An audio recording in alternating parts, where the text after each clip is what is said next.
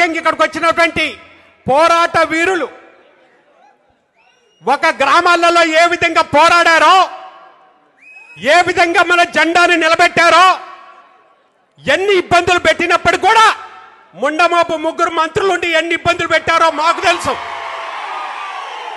ఈ మంత్రులు శాశ్వతం కాదు, ఈ మంత్రి పదవులు శాశ్వతం కాదు.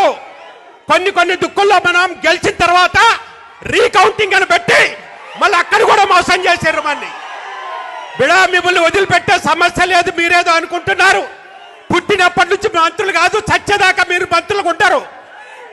మీకు ఒక 5 సంవత్సరాలు అవకాశం ఇచ్చిండ్రు. ఆ 5 సంవత్సరాలు కూడా లేనిపోని అబద్ధాల వల్ల మీకు అవకాశం ప్రజలు ఇచ్చారు. కానీ మీరు ఎట్టి పరిస్థితులు కూడా మీరు ఉండే పరిస్థితి లేదు.